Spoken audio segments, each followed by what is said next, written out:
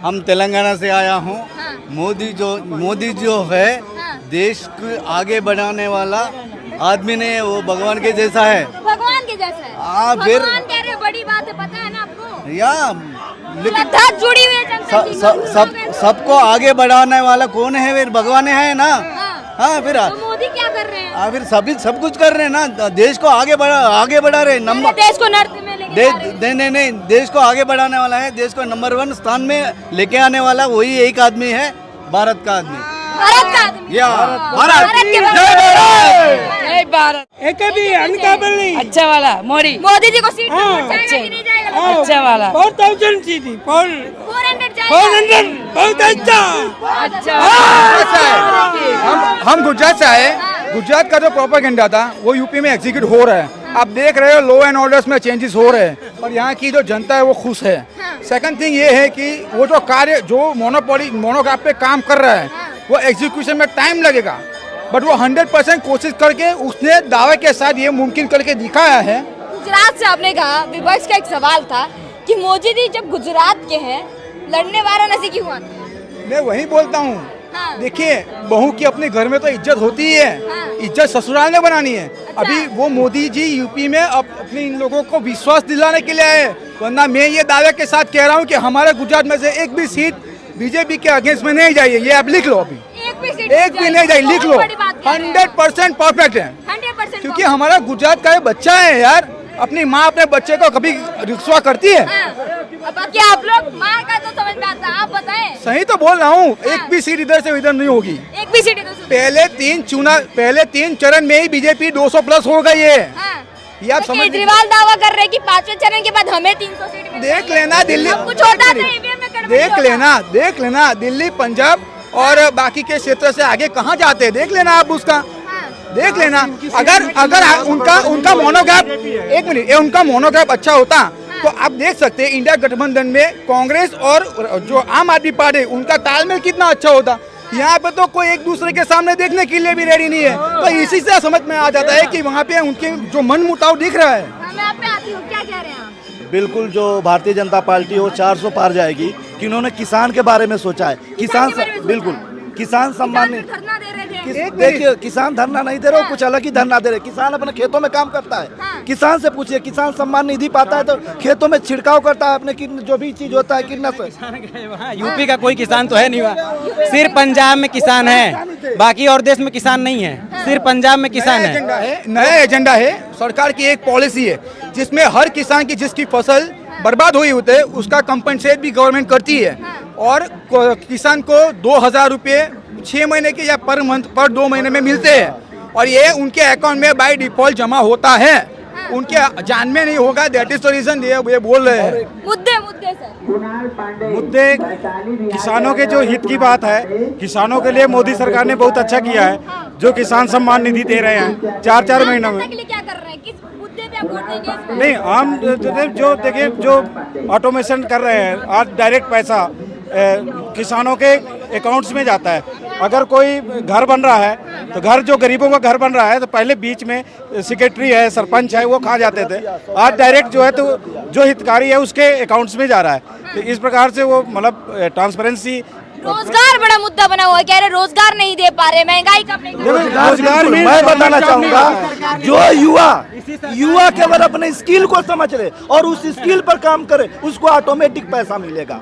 Automatic करे, उसको job जरूर मिलेगा। सप्लाई चेन में काम करे, लॉजिस्टिक में काम करे और उसके बाद तो अपना खुद का भी बिजनेस चालू कर सकता है। तमाम लोग को रेडी लगाने के लिए उन्होंने दिया। काशी में ये बदलाव देख रहा हूँ कि मंदिर के डेवलपमेंट के साथ यहाँ पे टूरिस्ट लेवल पे आज देश के सबसे ज्यादा लोग यहाँ पे आते हैं। गोवा से भी ज्यादा यहाँ पे आते हैं। पिछली 2 बार से इस बार भी मैं गर्मी में आया हूँ। मैं सोच रहा हूँ कि इस बार बहुत भारी हो गया, बिकॉज पब्लिक आ रही है, सर्विस मिल रही है, पब्लिक को फैसिलिटी मिल रही है, रूम सर्विस एंड वो सब मिल रहा है। इसी वजह से तो ये रोजगार के अवसर ही है जो बड़े हैं उसके गवर्नमेंट में। उससे पहले आप समझ लीजिए अखिलेश जी के राज में, मायावती के राज में ये सब कहाँ था? विश्वनाथ तो तब भी थे और उससे पहले भी थे। ऐसा तो है नहीं आज तक। अभी मैं अयोध्या से आया हूँ, यहाँ पे काशी आया। अयोध्या का जो डेवलपमेंट देखा प्लस यहाँ का देख रहा हूँ। और ऐसा नहीं है, एजुकेशन है, बच्चों को सेल्फ एम्प्लॉयमेंट आजकल काफ़ी मिलता है। या कि स्किल चाहिए लोगों बच्चों की चॉइस। दूसरा बदलाव ये है जो हमारी भारतीय सभ्यता थी। मेरी बेटी पहले कहती थी गोवा जाना है, मनाली जाना है घूमने के लिए। आज इस बार उसने फर्स्ट टाइम बोली कि पापा अयोध्या जाना है, काशी जाना है, मुझे गंगा आरती देखनी है। आज मैं उसको लेके आया हूँ। तो अयोध्या और काशी कैसे होता है, आरती क्या होती है, तो ये भी उनका। मथुरा की बारी है, क्या कहेंगे? नहीं, मथुरा की बारी है, आएगी, उसमें भी कानून है।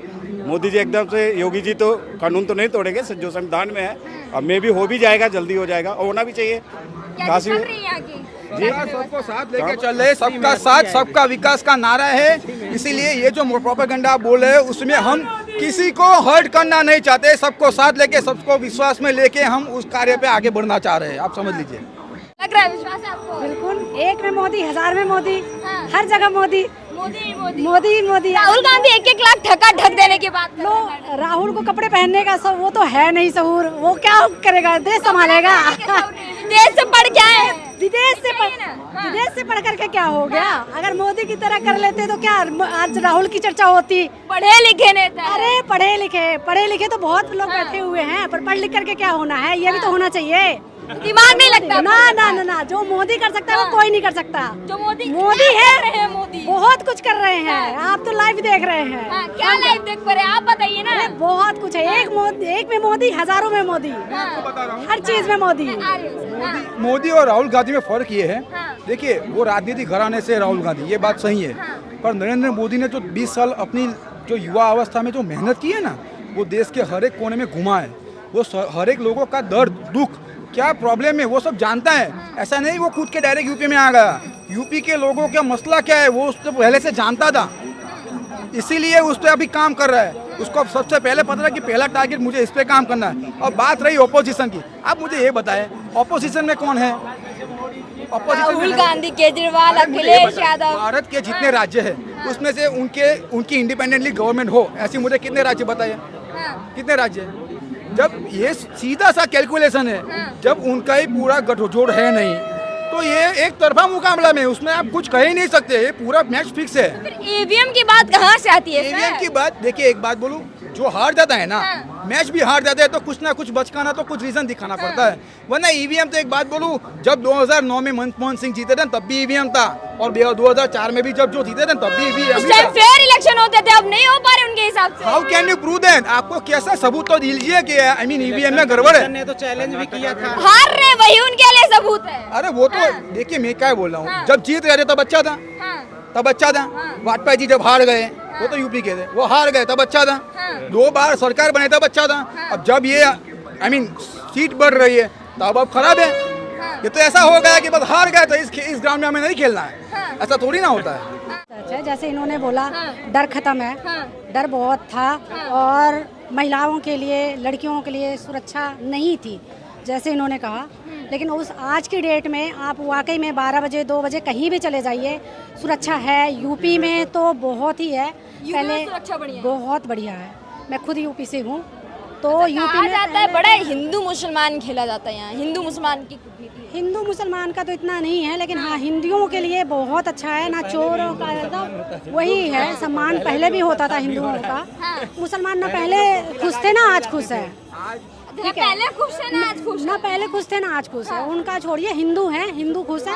और सबसे बड़ी बात है, चाचा से पूछते हैं क्या माहौल देख रहे हैं? बहुत बढ़िया माहौल देख रहे हैं। किसकी सरकार देख रहे हैं 24 में?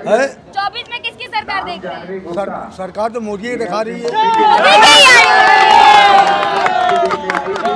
अत्याचार नहीं हो रहा है क्या आपके साथ? राहुल गांधी विदेश में जाके कहते हैं अत्याचार होता भारत में। और इन क्या करे थे बहनों भाइयों? बहनों भाइयों क्या करे थे? कल प्रियंका गांधी आई थी दुख पूछने के लिए आपको। जमाना है सबके आगे तो भैया, बस तो ऐसे ही रहो, मस्त रहो बेटा, खुश रहो। मोदी जी कर क्या रहे हैं? मोदी जी क्या कर रहे हैं? अरे भगवान राम ले आती है। भगवान राम से आपको क्या मतलब? हाँ राम ले आए ने। हाँ भगवान राम तो हिंदुओं के, आपको क्या मतलब है राम जी से? अरे यहाँ की जो पब्लिक कहती कि जो राम के लिए आवा हम के लिए नहीं है, उससे नहीं कही पब्लिक से कम से कही वो। आप खुश है राम के आने से? आप खुश है राम जी के आने से? सब खुश है, राम है यार, भगवान है, खुश है। आप खुश है? मोदी नहीं जाए ने, मोदी नहीं जाएंगे। मोदी के लिए आए ने भगवान। मोदी के लिए आने हाँ या मेरा ये कहना है हाँ। कि जो आप हिंदू मुसलमान की बात कर रहे हो ना, हाँ। इस देश में जो सरकार की स्कीम है ना, हाँ। उसमें ये प्रूव हो गया है 30% मुस्लिम आवाम जो यूज़ कर रही है। और यूपी की बात मैं आपको बता रहा हूँ, तो यूपी में जो पहले की बात है और अभी की बात में, उसमें उनके माइंडसेट में भी चेंज आया है। समझ लीजिए, चाहे राम हो या विश्वनाथ हो, डेवलपमेंट दोनों का होना है। आपको मैं काशी में ही बोल रहा हूँ, कितनी होटल ऐसी चल रही है जहाँ पे उन लोगों की है।